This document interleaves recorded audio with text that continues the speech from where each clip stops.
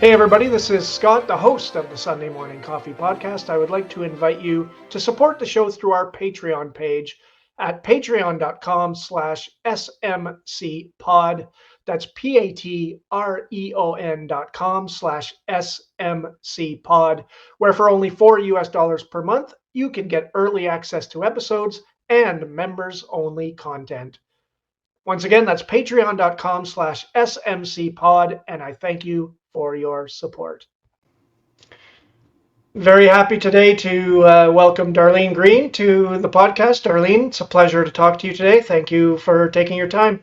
Thank you, Scott. It's a pleasure to be here with you. So we've got lots to cover. I just went over your bio just before we started talking, just to get the bullet points again. But if you wanted to just start I always start with just a little bit of introduction about yourself, who you are, where you're from, and sort of the path in life that led you to where you are now. Absolutely, be happy to. I guess in starting, I led a pretty idyllic childhood life through college, and then made some not so great choices in husbands after college. So I had two bad experiences, which led me down a path of autoimmune disorders. Actually, several of them, I think, as a result of very stressful and abusive marriages. I entered the Navy right out of college. So I have 20 years in the United States Navy. I retired as a Navy commander. I had a lot of leadership experience in the Navy. I think I had 3 commanding officer tours, and the last one was over 1,200 people. So I had 2 daughters in the time I was in the service, and my last position as a commanding officer, I developed a program in the Navy that I'm really proud of, that I don't think would have come about actually if I hadn't have had the traumatic experiences that I had. I learned a lot about stress management, to put my own oxygen mask on first in order to take care of my daughters when I practically really was almost taken to my knees with my autoimmune disorders. So I learned that in order to be able to be there for my kids, I needed to take care of me, and learned a lot about stress management. And I had therapy, and I had EMDR, and I was diagnosed with PTSD from the whole battle with my exes, one of which was a retired Navy SEAL. So it was tough, but because of that path, I was able to see pain in some of my Navy returning warriors and Marine returning warriors that had gone over to Afghanistan and been deployed for a year. They came back and they were having trouble reintegrating, and even just their marriages were breaking down. They were struggling in their daily life. And I realized that we had done a really terrible job of taking care of them in any way. We hadn't even said thank you. The Navy hadn't even said no one had said thank you to these people who had dropped everything and gone over and fought in wars and seen horrific things. So created a program called the Returning Warrior Weekend Program that helped them and their spouses or significant others with their transitions back. A program that I'm really proud to say helped a ton of people. The feedback was amazing. They talked about how this saved my marriage, this saved my life.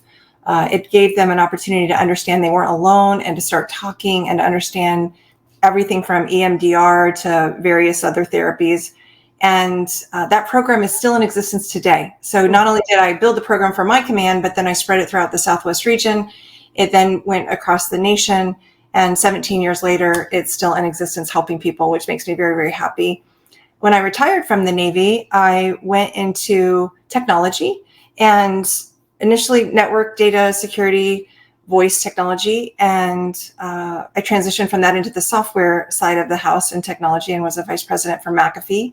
And then because my daughters wanted to go to this very amazing school in Indiana, in the middle of nowhere, Culver, Indiana. It's a school called Culver Girls Academy.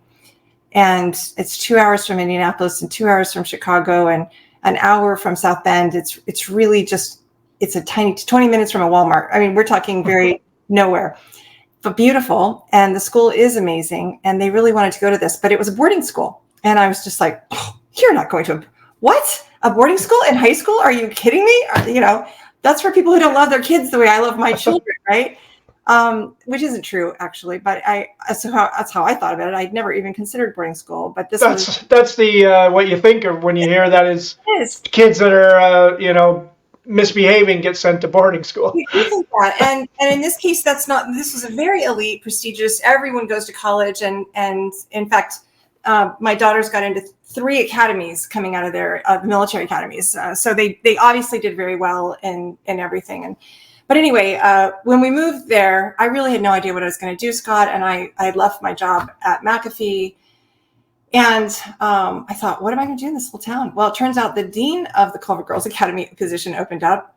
And I thought, well, I can do that. That's a leadership school. I can be the dean. And that was pretty funny because my husband said, I don't think so. I'm seeing PhDs and I'm seeing all of these resumes coming through. And I don't think that this is, And I said, well, you said I couldn't be vice president of McAfee because I didn't have the right background for that either. But here we are, and we did great there. So anyway, I did become the dean of the Culver Girls Academy. My daughters didn't like that too much because they had a mom that was holding them accountable and a dean that was holding them extra accountable because there was no way anyone was going to accuse me of favoritism in any way, shape, or form. So really enjoyed that process as well, and loved that experience. And then did some consulting for communications, some teamwork training, also training on holding people accountable, leadership on personal optimization, and just leadership training for a technology company in San Francisco. And then when my daughter graduated, my youngest daughter graduated, so the 2 of them were all finally through Culver Girls Academy, we moved back to Arizona, and I'm back in the client services, director of client services for a high-tech networks and security company, as well as interested and very passionate about stem cell activation technology that's activated through the elevation of a copper peptide in your body. And that is, I'm a senior director then for LifeWave. And I'll tell you, that came about it's sort of the silver lining, if you will, just like the Returning Warrior Weekend was a little bit of the silver lining from my own trauma. And I was able to see things, and it came about because of things I really don't think I would have ever noticed other people's pain had I not been down my own journey and had been so sensitive to seeing it. In this case, what happened is my husband, my third husband, my gift from God, the one I was never going to date again, Scott. I was obviously had very poor choices and had made very bad decisions in husbands before. So I really didn't trust myself. And in this case, God gifted me with an angel that I, at some point, finally, after several years, said, oh, wow, I would really be lucky if he married me, because he's just such an amazing human being. And he truly is. But about 3 or 4 years ago, he started to experience neurological decline. And it was pretty disheartening. The decline was pretty rapid and startling. And when we got him tested, he has early Alzheimer's. Well, you look into what to do about that, and there isn't really any good treatment.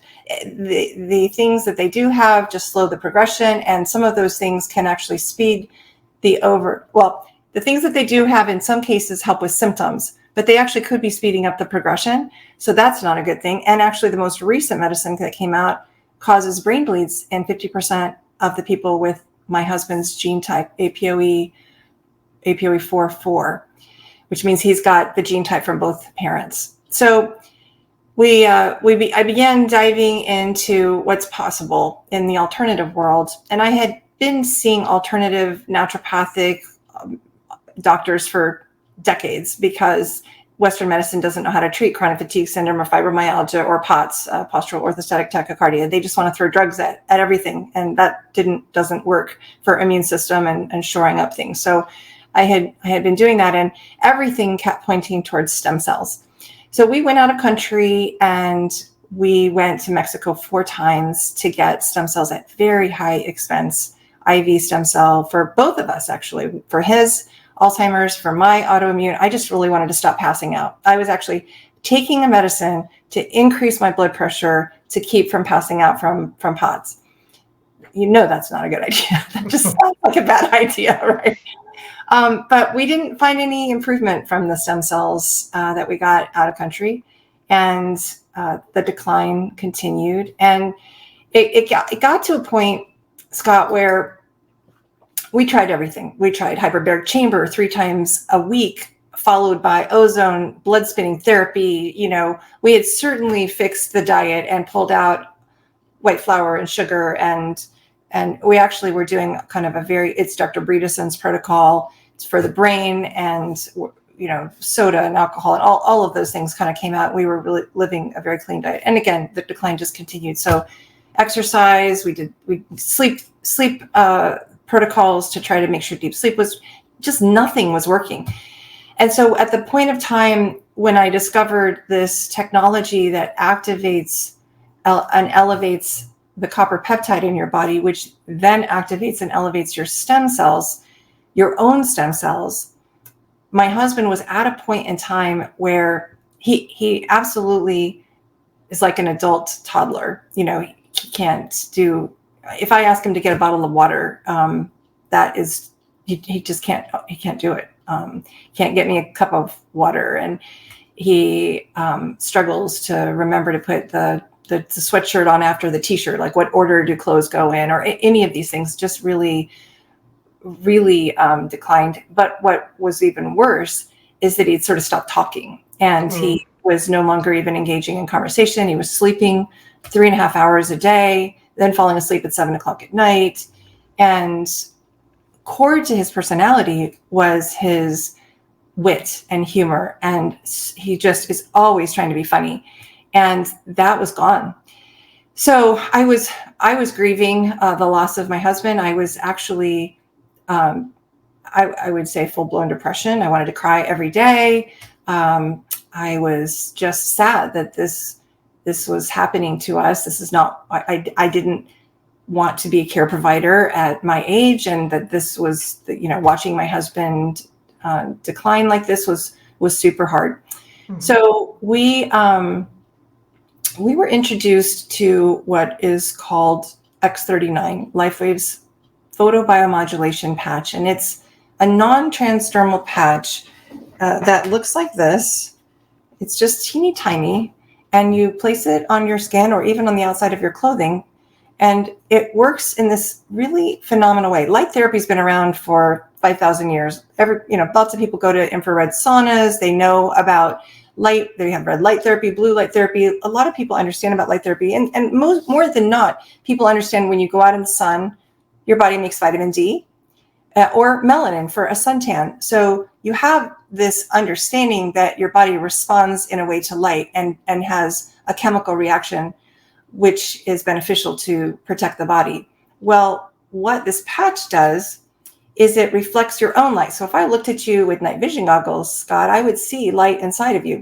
We see it with, the movies and all of that. Mm-hmm. Well, what this patch does is it reflects your own light back at a very specific wavelength to elevate copper peptide. Copper peptide, I had never heard of. And I have to speak about copper peptide normally several months. Well, actually, are you in Canada? Yes. Excellent. So in Canada, I can tell you that this patch elevates and activates and raises your stem cells.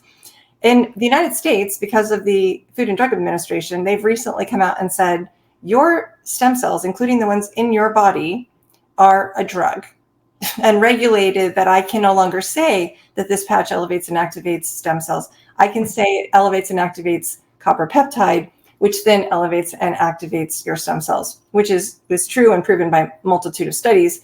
And even though our patent actually shows that it elevates and activates stem cells, I have to make that leap when I'm in the United States. But your Canadian audience will enjoy that I can just jump right to stem cells. So suffice it to say, we began patching with this patch because a friend of mine knew that we were interested in stem cells and knew that we'd gone out of country, and said, try this. This has had this unbelievable transformational effect on my family, my child with a rare genetic disorder like autism, my cousin with end-stage leukemia, her chronic fatigue and other autoimmune issues. So she's like, just try it. Well, I did, and we did. And it was so remarkable what happened in the very first week. In the very first week, he didn't nap at all. So that 3.5-hour nap that he'd taken for a year, just didn't nap, didn't fall asleep at 7 o'clock, was super chatty, like a dam broke, and he's got 2 years worth of things to say, all tumbling out, and but coming out in a way that made sense, that were articulate and responding to my questions properly. And I guess what's even, more heartwarming than not is that he was funny again. He was trying to be funny again, and he was sort of flirty and back to his original personality. He is still like an adult toddler. Don't get me wrong. He still has trouble getting me a glass of water. Or if I say, can you put this in the recycling bin? He can't necessarily do that. But he got his personality back and his life back. And he's had some improvements even over time, like his deep sleep dramatically improved from 15 minutes of deep sleep to an hour and 25 minutes of deep sleep. And he also, I think it was probably about the 2.5-month mark, he regained the ability to whistle, and he regained the ability to drum to the beat. And he also had a 37-point drop in his blood pressure, which was phenomenal. And then at the 5-month mark, he regained the sense of smell that he lost 15 years ago. And I don't know that most people know that sense of smell is correlated with early Alzheimer's, if it's not connected with like COVID or virus or something like that. I certainly didn't know that. I wish I would have known that. But now that I do know that, it's very encouraging that his sense of smell is back and that he is able to smell. His hair had a bald spot like this big, and it's just kind of closed up, and hairs come in that, he's had a bald spot 20 years, as long as I've known him. So that's been fun to watch, not only hair grow back, but not gray hair, like chestnut brown hair is growing back. So that's been amazing. And so he's really, it's the first sign of hope that I've had. And there are a lot of stories of people that have had Alzheimer's that have started on these patches, and their MRIs clear up and their neuroquants improve. That's a different kind of MRI. And so there is progression, and I have a lot of faith in what it could possibly do. Stem cells being the raw material that made us to begin with, they can become brain or heart or kidney or liver or muscle or ligament, and they go where they need to go. You can't rush them. You can't tell them where to go. And so there's a little bit of a problem in that I would like all of them to go to my husband's brain. And they may say, oh, yeah, but honey, your husband was a 30-year naval aviator. And so we have to start with his liver. I have no idea where they're going for him. But anyway, so that was an amazing experience for him, but also amazing for me in that I had broken my foot and sprained my ankle and was in a lot of pain, plus depressed, and had these autoimmune disorders. And I, in the very first week, I was able to get out of pain with the LifeWave pain patch. That was remarkable, better than Percocet and Vicodin or anything I'd ever used before. I really was in a spot of disbelief. Like you put the patch on for 12 hours and you take it off. And I just thought, well, this must be the day when my pain just goes away. After 5 months of being injured, this must be the day.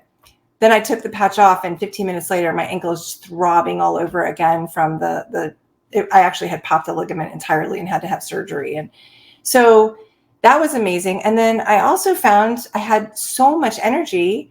I was in the kitchen cooking up a storm. I hate cooking. I'm like, why did I hate cooking? I don't know. I hated cooking so much, but I'm thinking it's because I just didn't have the energy at the end of the day to cook ever, like for years. And so that was really fun. And then at some point, probably in the 2 or 3 week mark, I noticed that my depression had lifted. Mm-hmm. And I realized somewhere along the way, I mean, it's been for me 8 months.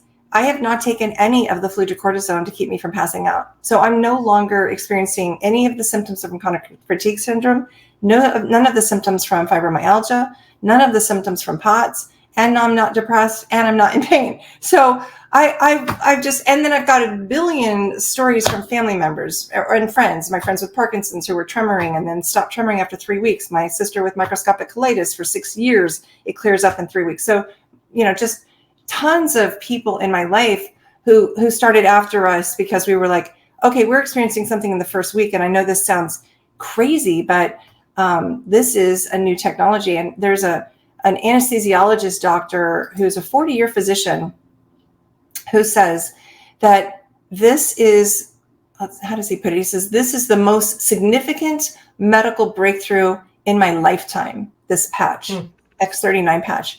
And I guess that what's really remarkable from my perspective is, why didn't I know about it? When I did all of my research, I never heard of this. It's a non-transdermal patch. Nothing's going in the skin. It's completely safe.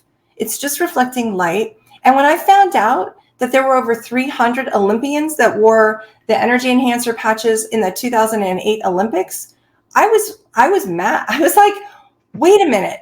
Well, then this should be bigger than this. More people should know about this. It should be on the news. It should be in the newspaper. We should all be aware of this.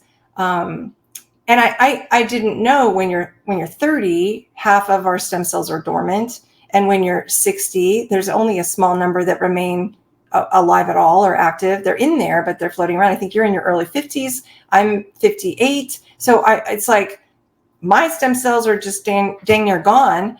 And that's why we age more quickly and we heal more slowly. So, when I heard that these Olympians, I'm like, okay, what's clearly trusted, or the Olympic athletes wouldn't have been wearing it. And then I heard a podcast not that long ago, a webinar actually with Ivory Sully, who's a 5-time NFL Outstanding Teams Player of the Year. And he was talking about the fact that he is a huge proponent of the pouches and that a lot of NFL players wear them, including Tom Brady. And I was just like, okay, everything Tom Brady does is on a documentary or in the news. Why isn't this? I didn't get it. And so I'm speaking with you today in large part because I'm a little salty that I didn't know about it. And if I would have, and I listen to a lot of podcasts, and I researched and I do alternative investigation. So I don't understand why it's not, other than federal government, news media, government, pharma, big pharma, all, doctors. I actually have 2 doctors that are using the patches. So, but I think doctors are very careful about what they say around anything alternative today. They can't even talk about vitamin C increasing their immune system anymore without getting potentially slapped with sanctions here. So, Especially now that with COVID, they're even more wary of saying anything that doesn't go along with the mainstream narrative. Exactly. But podcasts like yours offer an opportunity to get the word out and to help people understand and share and learn about something that could absolutely change their life. I mean, it not only is reversing. In fact, Scott, there was a study. It's not just for people like my husband or me. They did a study where they had X39 and the people wore this patch for 6 weeks. And they found that the cardiovascular system actually began acting as though it were 8 weeks younger at the end of that 6-week time frame. So it's improved. I actually think that's probably what's helping me with my POTS. I don't really know. I don't know that doctors really understand POTS. I don't think they really understand fibromyalgia. I don't think they really understand chronic fatigue syndrome or what to do about any of those things. So I think that at least my stem cells know what to do. There was another study that is there are over 90 clinical studies.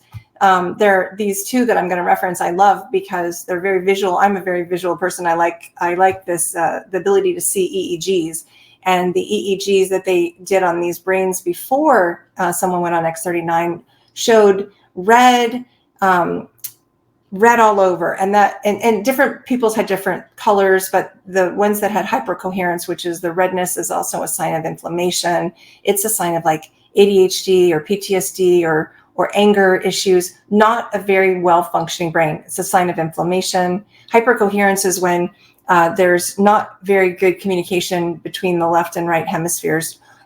Maybe it's too much, but it's not effective communication. A lot of anxiety. So they did test another EEG 3 weeks later, and what they found then, Scott, was that the color map was changing on the EEGs. There were blues and greens and yellows coming in, and people were reporting, I'm calmer and I seem to remember better. I'm having a better time focusing. And then at the 6-week point, they found a whole new color map, really beautifully balanced. And the actual study findings, this was a 2019 study, SciTech study by Chevalier, found that, yes, it increased the GHKCAU peptide, which people can look up that in PubMed and see the thousands of studies on GHKCU and all the benefits of that. And we should talk about that in a second, because everything that GHKCU does for you, these patches do for you. But they found that it supported cell and nerve regeneration. It balanced the brain. It improved that coherence from that hypercoherent state to a more balanced coherent state. it improved the nervous system, and it lowered anxiety. It decreased the brain inflammation, and then it improved like memory and focus and cognitive brain function and task processing. And I got to experience this. I also got to watch this in my husband, but I love being able to look at a study, a double-blind placebo-controlled study, to see that it's working for so many people that are not myself and my husband. And when you think about, I'm particularly partial to all of the military who suffer from PTSD or depression or anxiety or issues of pain and those things, and the opportunity to do something about them without pharmaceutical drugs, something that's natural and is improving your body, is just really near and dear to me. I'm a pretty private person. If you were to look before all of this began, I posted when one daughter graduated from the Naval Academy, and then 3 years later, I posted when another daughter graduated from the Air Force Academy, and that was kind of my footprints in media, and just a pretty private person. But I feel like this is one of those things that it's worth opening up the kimono, talking very vulnerably, and being transparent about what is going on in my life, what has gone on in my life, and the amazing difference this has made and is making for so many people. So that if it could just help anyone out there listening in your audience, and it will, it's just a matter of time. They say to wear the patches a month for every decade you are old, so that you get the full benefits of activating those stem cells. Now, there's always, I'm not one that actively researches or looks up or reads about stem cells or anything like that, but I do know that, and you will definitely be able to fill me in on this, there's controversy around stem cell research, especially I think down in the United States. If you could just go into that a little bit, what is the exact controversy around stem cell research, and what is happening? Because, like you said, you're not even allowed to say certain things in the United States about it. So, what's the story with that? So I can tell you that you can't actually even get somebody else's stem cells in the United States. And there's a lot of controversially, morally and ethically around taking somebody else's, like placenta stem cells, which are what we got in Mexico.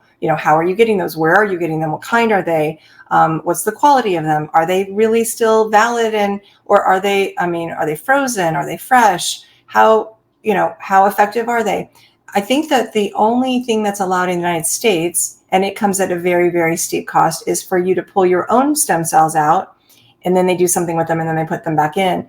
Well, the problem with that is, if you're pulling out stem cells that are inactive, and at 60, who's going to get these treatments are typically people my age, right? Or maybe they've been injured and they're a little younger, but even after 30, half of them are dormant. So you're not necessarily, I don't know that you're doing a lot of real benefit. I think that the FDA certainly has it clamped down, and I think this is my personal opinion, Scott. So I just feel like Big Pharma owns the FDA, and if they can't make a drug out of it, they don't want you having the rights to it. And I do understand that this is an arena where you need to be careful. There was an instance where there was a study where they put stem cells from one animal, monkeys, into the brain of another monkey, and then after the monkeys died, they opened up and did an autopsy, and they found all of these other parts, toes and skin, hair and things in the brain that shouldn't be there. So it's not a science that's fully matured at this point, which is why I really love the idea of just activating my own stem cells. Very safe, right? My own, they know me, they know what they need to do in me, and they know where to go and what to do. And there's no controversy. There's no moral or ethic issue. There's just elevating and activating my own through this copper peptide.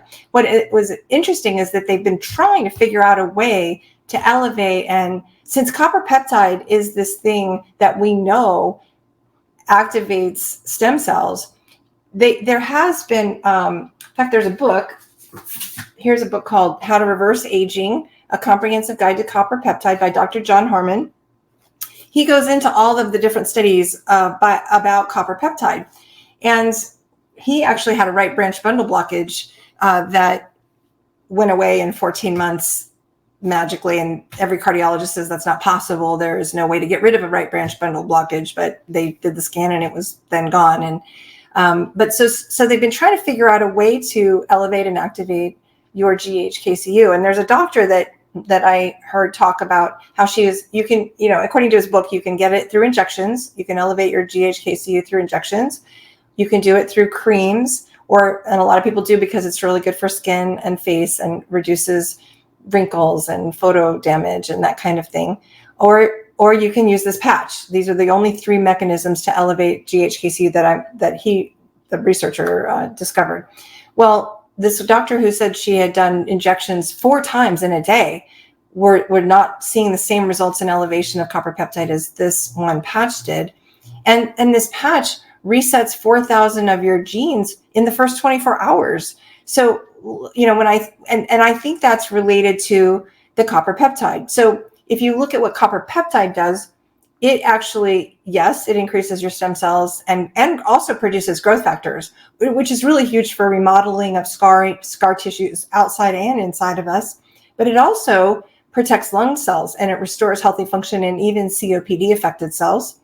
It's an antioxidant and anti-inflammatory. And it is amazing. We talked about the brain and the nerves, but it also alters the expression of human genes in the brain and the nerves. It's a huge anti-cancer. So a lot of people were using or are using GHKCU for anti-cancer benefits because it resets the programmed cell death of human cancer cells, including neuroblastoma and leukemia and breast cancer cells, but it doesn't affect healthy cells. So in fact, it inhibits this thing called NFKB-P65, which is believed to promote cancer, and it repairs damaged DNA. It's known to reset 84 genes to growth or cancer inhibition. We talked a little bit about skin and hair, and I actually, you can kind of see, I have these little wily sprung hairs like a broccoli forest. They're just not staining. They won't lie down yet because there's still all this new baby hair that came from my wearing the patches. The GHKCU is known to accelerate wound healing.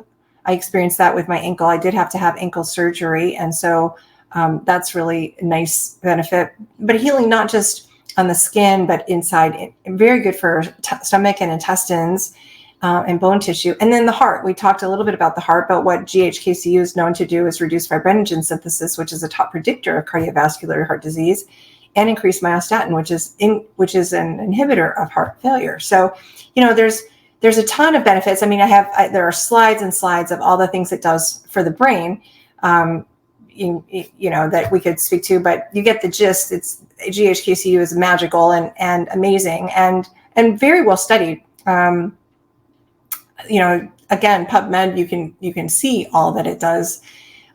So it's really just, no one has been able to figure out, like when you inject something or you do an IV of something, you don't necessarily, it's different than being able to elevate your own. So elevating your own copper peptide throughout your body, anytime you take something orally or you're injecting it in an IV or any other way, it's got to pass through all these systems, right? And does it get where it needs to go? Not necessarily. Mm-hmm. And especially even stem cell injections, you asked it, like those were painful. A, they were expensive. B, $10,000 for an IV of stem cells, and did nothing for us. We had to do them quarterly because there's someone else's stem cells going in. They die. They don't replicate and duplicate like my own are. So certainly no guaranteed results. And I'm mad that these were out there. And we could have been doing this several years ago. We would be in a very different place today with my husband. I know we would, because I already have seen the improvements in him.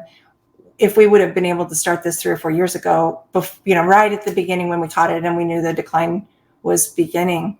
And that's what I'm hoping, like somebody out there is right at that stage, or you don't have to catch it early. I still got my husband back, and I'm hopeful that it will continue to help him. If not if not get all the way back to healthy, at least slow the decline, because it's helping with inflammation and it's helping with all of these things that would cause the decline to be so tragic. So when I hear the term reverse aging, the kind of natural skeptic in me starts thinking about like fountain of youth kind of stuff, like reversing aging. Anti-aging, that's a little bit of a different term. That kind of makes, more sense to me. So what does the term reverse aging or reversing the aging process mean to you? Yeah, I'm with you. I understand the skepticism, and I think anybody, any healthy human being should be pretty skeptical of anything that has this kind of magical trait, right? It's like I was a skeptic. My friend with Parkinson's was, but what I think of as reverse aging is, there's anti-aging is combating the progression of age. Like from my perspective, it's like, let's slow it down. Let's maybe stop it and keep it right where we are. Yeah, like trying to put your finger in a dam. That's right. For me, reverse aging is that thing we talked about where every 6 weeks your cardiovascular system's acting 8 weeks younger. We have people who have done biological clock metrics, and some will say those are very valid and others will say that they're not, but people are watching their measurements of age, whether that's through very impressive testing, reverse and get healthier. So, cholesterol numbers dropping. And I do need to say that LifeWave products are not intended to cure, treat, diagnose, or prevent disease, because we're a wellness product. It's just really just helping your body optimize itself. But when you think about people that are on this patch that no longer have to be on blood pressure medicine ever again for the rest of their life, or cholesterol medicine ever again for the rest of their life, whose arterial, walls have cleared up and are now healthier, and younger looking, more supple, more, the tissue in there, the cells are healthier, the mitochondria are healthier. Those things, for me, that's reverse aging, in my opinion. It's not just a plugging a hole or stopping the progression of age, but it's actually bringing us back to a younger state where, and people talk about feeling and looking younger. If you saw the before and after pictures, they're astonishing from, all aspects. But it's the way people feel. People that are in their 80s feeling like the best they've felt in decades, and people that have this energy that they haven't had in a really long time. Really ill people who are feeling well again, based on just a host of various diseases. And I just think our Western medicine, they really only focus. I mean, even in medical school, it seems like the curriculum is created by big pharma. They learn medicine and surgery, and they come out and they're like, okay, you have this disease, this is your medicine. And that changes a little through time, but it's never like, what caused this disease? What caused fibromyalgia? What caused chronic fatigue syndrome? What caused POTS? Let's go to the root of it. And integrative medicine doctors are doing more of that, and functional medicine doctors are doing more of that.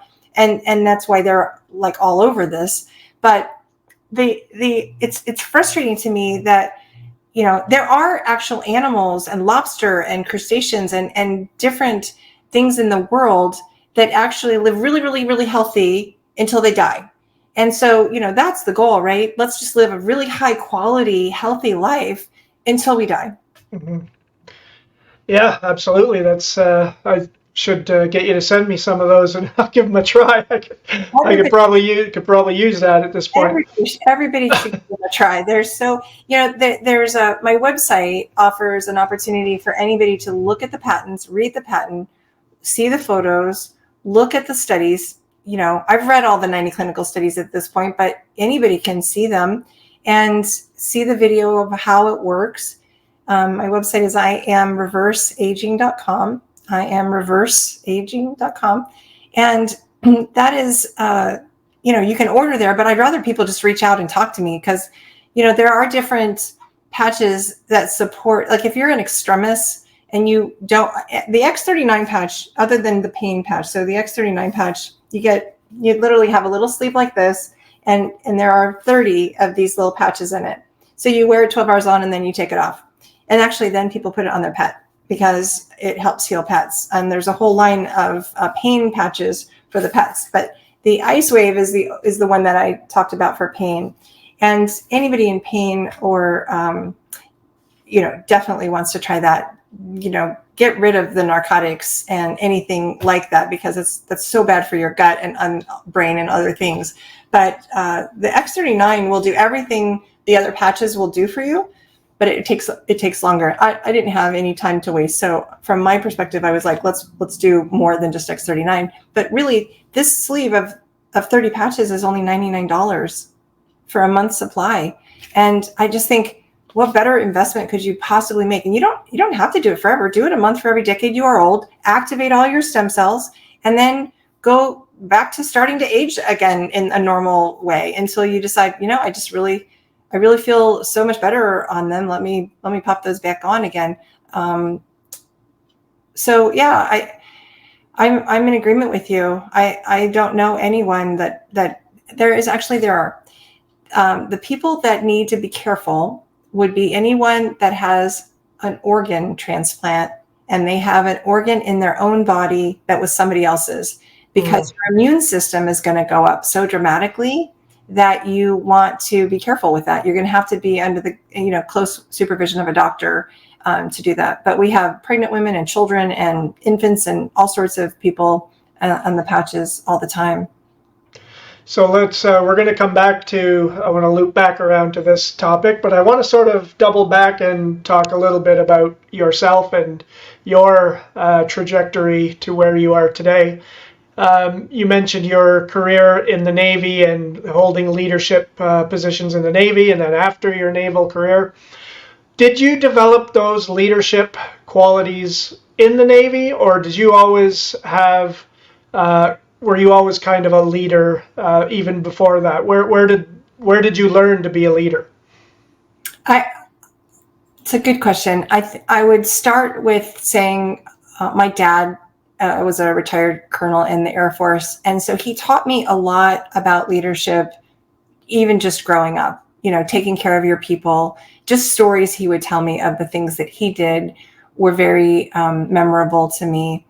And, I had leadership positions, certainly in high school and, in sports teams, the captain, the co-captain, the president of this, the president of that. But I would really say it was the Navy that was my test bed. And I learned so much. I mean, I was 4 years out of college and I was in charge of 55 people that were ages 18 to 63. And they were men and women in civilian and military, and a huge diversity of cultures. And I was responsible for a huge amount of money and 6 different departments. And I had all of I was running this operation as an officer in charge, and my boss was in another state. And I had thousands of customers, such a huge amount of responsibility. So I was learning. I had the benefit of being trained by Navy chiefs and, the senior enlisted trained junior officers. Anybody who says otherwise, I'm sorry, but that's just what happens. It's really, we don't necessarily really get trained by our senior officers. We get trained by our senior enlisted on how to take care of people and how to do the job. And if you're smart and you listen then you learn a lot about that from the Navy. But we also learn how to hold people accountable. And that is something that I will say surprised me when I left the Navy, by how little people know about holding people accountable, or how little they do hold people accountable in the outside workforce. I think the other thing I would say, Scott, is I changed jobs so often, and they just they throw you in. You're going to go be in charge of this, and I'm like, this? I don't know anything about this. I don't know the language that you're using. When I went to be a commanding officer in Texas, Southeast Texas, I had 6 warehouses. I had landing craft. I had a pier, and large ships came in, and we were responsible for everything around that. We had lathes, and we had hardcore construction equipment. They used to build ships on this base. And I was the base commander, and the first woman base commander. Actually didn't know that until I got there, but I knew nothing about any of it at all. And I was really nervous. And I talked to my commanding officer above me and said, what does success look like to you in this position? And I remember his words were, Darlene, I really just want you to finish this without anybody having cut their fingers off, or like, he was so worried about safety of my team. We had 120 reservists that were training there, and somebody could get hurt so easily. So, but I would say, I ended up doing really well there. I was promoted early, a year ahead of my peers, and I won awards for our commands, and then, changing jobs year after year after year. At some point, I think it feels like it probably took me 10 or 12 years that I finally went, okay, I can do this, throw it at me. Whatever new job you have for me, I'll figure it out. It's just work. I can do work. I'm good at work. I go find the people that are good at this, and I ask questions, and we figure it out together. I don't have to do it alone. I've learned how to rely on my team. I've learned how to listen. I've learned how to take care of people, to remove obstacles for them, to ask them, what are the things that are keeping you from doing your best, whether that's as a human being or from a process perspective. What training do you need? Where are the gaps? And really learning from that perspective. And so by the time I got out of the Navy, leadership was just a part of my DNA. And I will tell you, I had the HR person that I was supposed to be working with to help me with craft my resume when I was leaving the Navy. They're like, okay, what industry do you want to work in? And I would say, well, I don't know. I mean, I've had medical teams work for me. I've had construction CVs working for me. I've had engineers. I've had IT, information technology. I've had all sorts of I've had training and administration and personnel and money and accounting and all of it. Well, you have to pick an industry. And I would say, why? Why do I have to pick an industry? And they would say, well, you just do. And I would say, well, I don't want to. I don't know what industry I would be happy in. In fact, I'm not sure I would be happy in only one industry for the rest of my life, because I've changed around so much. So I was fortunate enough to be hired by someone who really understood the value of leadership and brought me into the technology space. And I said, I will tell you, I don't know the difference between a router and a switch. And they said, we'll teach you all of that. I need you to take care of this team and lead this team with this customer. And that was a really eye-opening opportunity. But all of the skills applied. It was just like a different space, different people, different things. It wasn't hard. And transitioning from that to software, from that to the boarding school, it really was fairly easy. I would say the biggest difference was just the cultures of each of those. And I think the hard thing for me in the academic environment was the glacial pace. Like I'm used to in the military, we're rocking and rolling. You get only so much time in a particular command. You get in there, you see a problem, you fix it, you try to make it better in the time that you're there, and you're out and you're off to the next thing. People in academia, they're there forever. They take forever to make changes.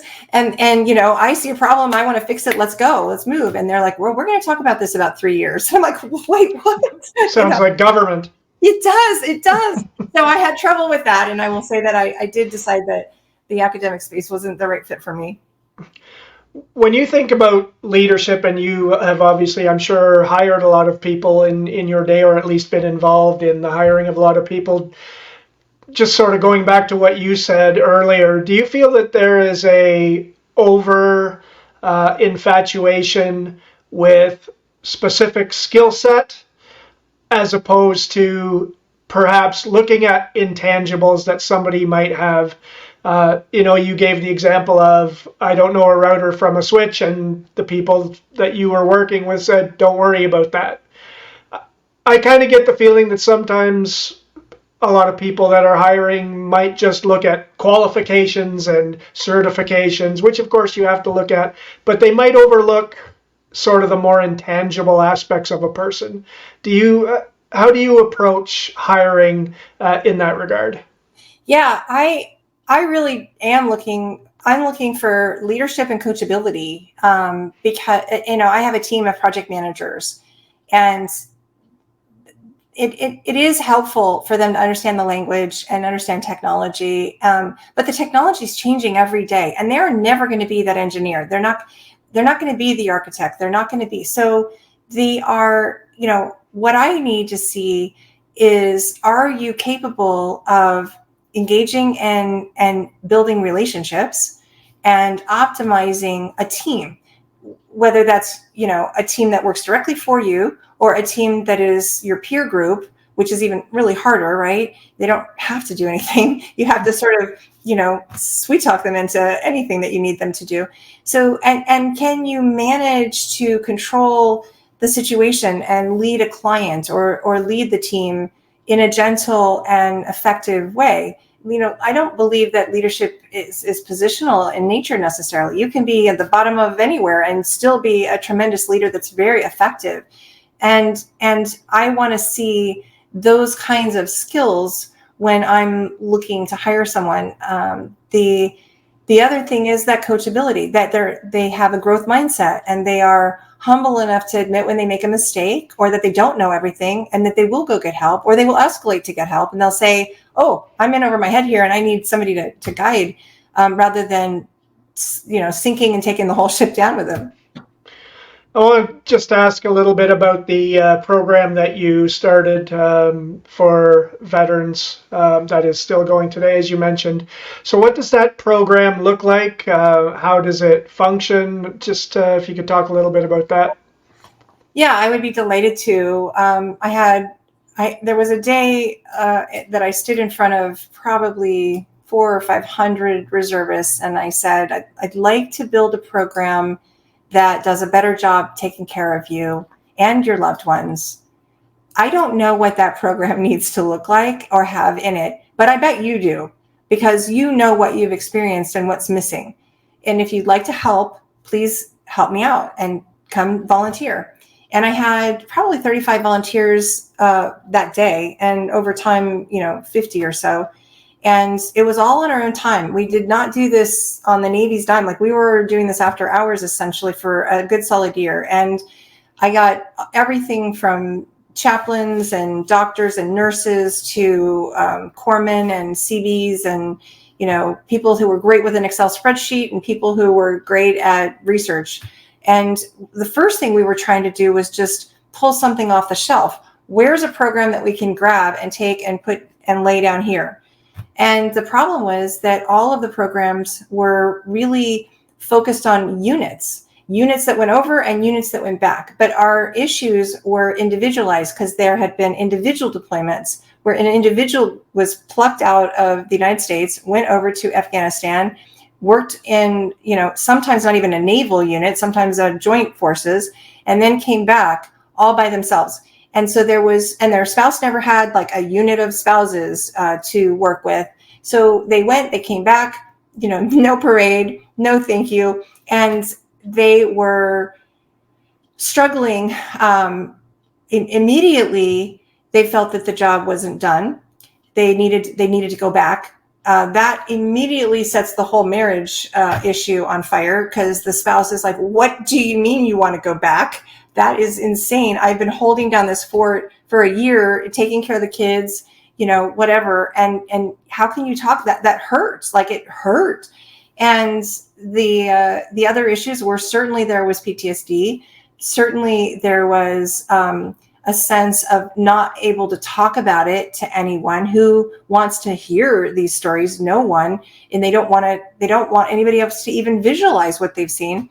So it was very much bottled up. So what we did after we got this team is we built a curriculum, and we set up, we had certainly some keynote speakers that talked about the code of the warrior, how critical and how important the transition to civilian life is after being in war, and that it's been done since Greeks and Trojans.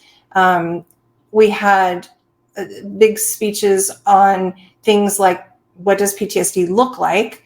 Or transformational growth. I actually did a presentation on transformational growth, that, just because you're injured and you're hurting doesn't mean you have to stay that way. That's actually when you can grow in a transformative way. But we also had a lot of small group sessions where we got people talking about their experience, and it was a very safe. I had surrounded, I was very nervous about having PTSD meltdowns, and I was nervous that this could go ugly and bad very quickly, and it would be on me, right, if something went wrong. So we had a lot of doctors and chaplains and nurses, and we had people, counselors doing EMDR, and we had a lot of support. But we did a lot of small group discussions on things like why I want to go back. And when you have a facilitator talking with the spouse and the military member, and when they say, how many of you want to go back? And everyone raises their hand. Now the spouse looks around and says, okay, I don't know what's going on here, but this is not about me. This is about something bigger. And then they walk through and explain, the reasons that people are wanting to go back, or the reasons for the adrenaline junkie kind of high things, all of those things. And that this is very normal. And so people started talking about their experience for the first time, and just getting them talking about anything for the first time was huge. And that's why we had people say, you've saved my marriage, you've saved my life, because they were really not doing well. And that got them on the path, and it showed them they weren't alone, and it showed them that they could get through this and to the other side, and here are support networks, and made them feel normal again. So this is strangely in this day and age going to be a controversial statement that I'm about to make, and it may get me canceled, but whatever. We'll see what happens. And there is a question to go with this, but I personally would love to see, instead of pouring billions of dollars into foreign wars that aren't even your wars, let's say, I would love to see those billions of dollars poured into veterans, and just give the veterans the programs and their families the programs that they so desperately need. And we don't have quite the same level here, but we did have a lot of people in Afghanistan, and we have a lot of veterans that are not doing well at all. And our prime minister very famously once said that, we don't have the money that they are wanting. It's not about want, it's about need, and it's about, taking care of them for what they did for us. So in your mind, and this is probably a question too big for either of us, but where do you think our governments, both of them, fall down when dealing with veterans? Is it simply a matter of money? Is it they don't know what to do? Where do you think we fail? I will tell you, and maybe this is just my own lens, but I am appalled by how our government and our military has handled the issue around mental health. And so that is the biggest one for me. If you were to do anything, it's normalize getting the help that people need and allow them to go seek that help without any kind of penalty of getting canceled out of the military. Help them get because they're afraid to go ask for that help. They don't want to admit that they have an issue. They are then, if they do, they are often they are asked to leave the military for this or that reason, and getting them. I mean, we have so many suicides every single day in the military that why that's not the front page of every newspaper, this stem cell activation patch, I think should be, is beyond me, because this is the biggest crisis we face as you ask them to serve, they've served, and now they have what are very normal responses to horrific experiences. You would have to be a little crazy to not have a kind of PTSD response from the horrors of war. And yet you just don't deal with it. You don't deal with it. You don't acknowledge it. You don't do enough about it. And you don't treat it in a way that, and that some of that's the Navy's fault. Some of that's just the culture of the Navy, and not, the macho, I can just read through any of it. But that could be changed with enough effort over time and making it okay. But it's not. And so people give up, and they don't know how many people are around. I think that I personally think there's probably appropriate time and place for depression in everybody's life at some point. You're going to lose someone, you're going to have a tragedy occur, you're going to see a horror, something's going to happen in your life where you have a response, and you need a little help to get out of that. And why would that be abnormal? That should be very normal. And I used to think PTSD was just for people in Afghanistan. When my first therapist said, you have PTSD, I was just like, wait, what? I've never been, faced with mines or any of this. And he said, no, you've been protecting your children from your ex, and it's been a traumatic court experience and traumatic for them. And, it's still PTSD, whatever. And I'm like, oh, okay. So opening and broadening just even the definition and understanding of who could have it.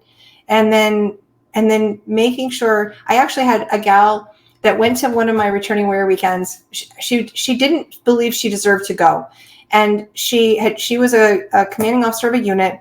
She had gone to the training to get ready to go to Afghanistan. And while at training, she suffered a neck compression injury. The weight of all of the gear just like crushed her. I mean, she was in horrific pain, but then they basically booted her out and she had to go home. And she was severely depressed from this and had anxiety and issues. But she did not believe she deserved anything. Like, I don't deserve to go to the returning warrior weekend because I didn't go to war. I don't deserve, but she had sailors that were over there that got hurt and injured, and she felt responsible and accountable, and she felt that guilt. She was there and she was guilty and all of that. There's a whole plethora of emotions that come with all of these things. And we just there aren't enough mental health therapists, and they're not enough good ones, and they aren't enough. It's not easy to find them. And then, you need to be consistent, and that means they need the time off to go do that. Well, how do you do that when you're on a ship at sea for a year? You're going to have therapists on board a ship at sea. Mm-hmm. So that kind of thing. Yeah, I think there's definitely a misconception about PTSD because, like you said, people think that you have to either have been in combat or been wounded or, witnessed a murder or something horrific like that. But on an earlier episode, I was talking to a lady who is a psychologist and worked in a prison with very dangerous. Yeah. Yes. And she was telling me about her PTSD. And so you don't have to be the victim of a violent crime or see somebody die in front of you or be shot yourself or anything like that to have the effects of it. Right.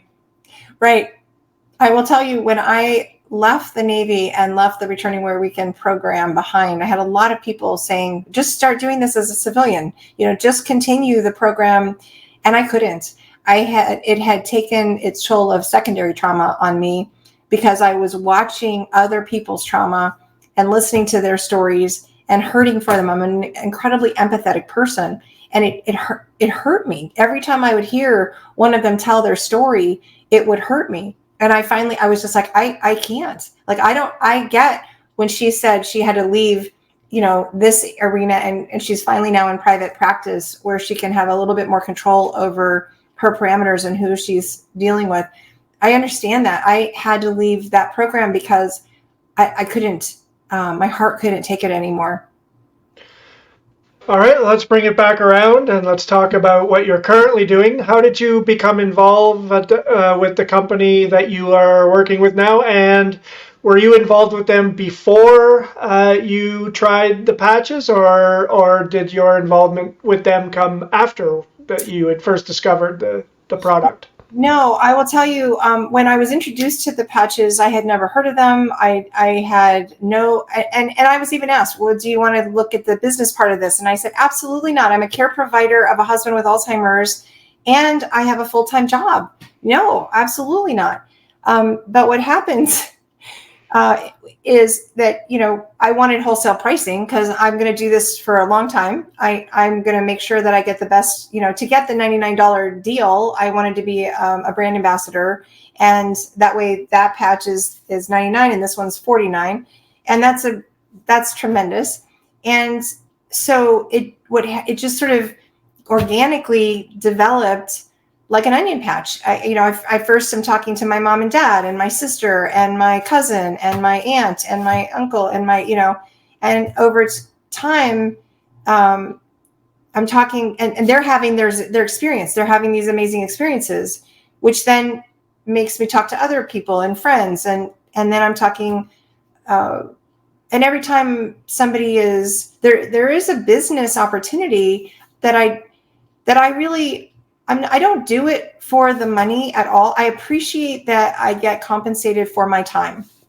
I am busy, and my time is valuable, and so I do like that when I am helping somebody and I'm consulting with them on which patches and how to do them, and make sure you're drinking a lot of water, and if you're having any kind of detox symptoms, let's back off, and those kinds of things. There are no negative contraindications or side effects, but you can have some detoxification if you don't drink enough water to flush out, because your body starts dumping toxins. And if you don't drink enough water, you need to flush it. So but there's a passive residual income associated with this that can be my retirement plan one day. I mean, it just takes time, and it will build over time. But it's the company grew 20 times over in the last 4 years, and new technologies are coming out all the time that the owner and the inventor develops. And it's patented and it's protected. So it's not like you're going to see it at every corner. And the testimonials or the stories of people that they're talking about with their own health experience, it is so intrinsically rewarding. Like when I did the Returning Wear weekend, when I'm able to take somebody out of pain that's in 12 out of, 1 out of 10, what's your pain? It's a 12. And I drop them to 0 in 15 seconds. I get giddy. It's so rewarding. It makes me so happy. And so it just kind of came about organically. And then, I was invited on a podcast, and the podcaster was like, I want to do that. And they're signed up, and then other people are signing up. And I'm like, this is a good way to actually spread the word. So I do it in the margins of my day, the nights, the mornings, the weekends, like today, Sunday, but, and I do enjoy it. So it gives me joy. It gives me joy where I could be living in a state of grief and grieving. And it's an opportunity to give back to others and help others, and for me to capitalize on and make a silver lining out of what is a really rough situation. I feel for all care providers out there, it is no easy thing every day. And so this is like and I know it's work, but it doesn't feel like work. That's obviously when you have something that, it's not just a product to you, it's someone very close to you that it's benefiting. So that obviously ramps up the motivation right there for sure. All right. So before we wrap up, I'm just going to give you a few moments to let everybody know where the pertinent links are, where to find the product, where to find more about you, anything that you would like to share. Thanks, Scott.